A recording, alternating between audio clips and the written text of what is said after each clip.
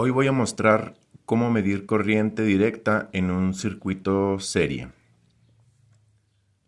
Tenemos aquí un protoboard con tres resistencias conectadas en serie, en cuyo caso R1 va a ser de 100 ohms, R2 de 220 ohms y R3 de 330 ohms.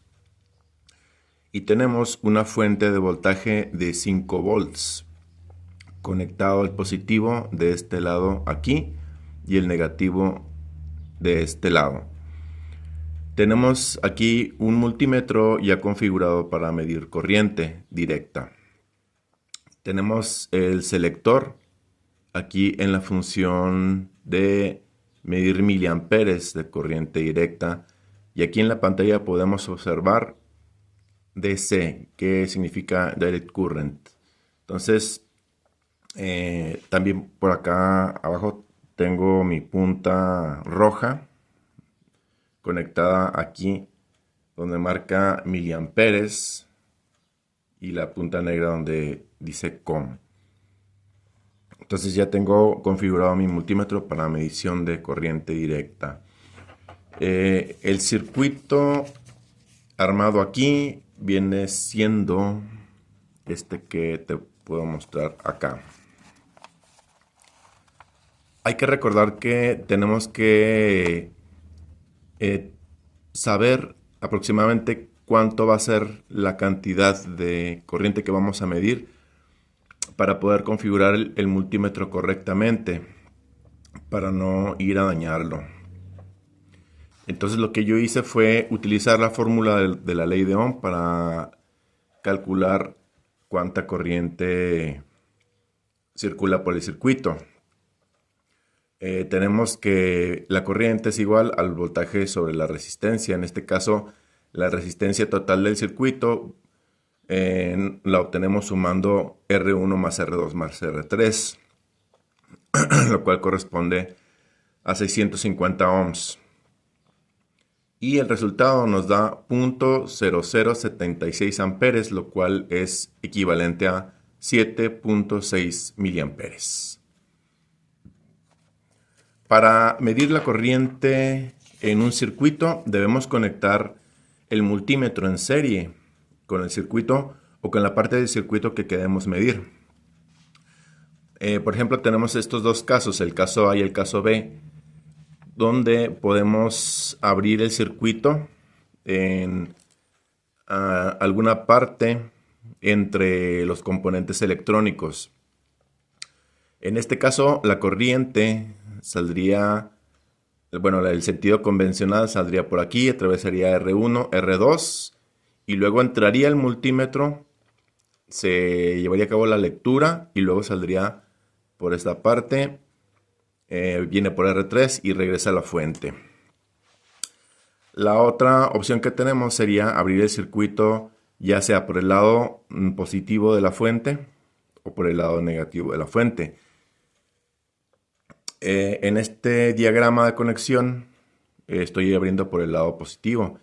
Desconecto R1 del positivo de la fuente y lo conecto a una de las puntas del multímetro, y el contacto positivo de la fuente lo conecto a la punta roja. Entonces vamos a ver cómo se medía aquí la corriente. Vamos a ver dónde tenemos mis puntas, por acá. Bien. Voy a desconectar. Voy a desconectar por el lado del negativo de la fuente. Voy a desconectar aquí. Voy a conectar la punta en un área diferente del protoboard. Ahí la voy a recargar. Voy a agarrar mis puntas del multímetro. En este caso voy a tocar la punta roja en la resistencia y la punta negra en el contacto metálico de la fuente de alimentación. Y ahí me arroja 7.3 miliamperes aproximadamente. Y debe darme la misma cantidad de corriente. Si yo abro el circuito, por ejemplo, aquí, voy a desconectar la segunda terminal de R1. La voy a recargar en otra parte libre del protoboard, allí, donde no interfiera.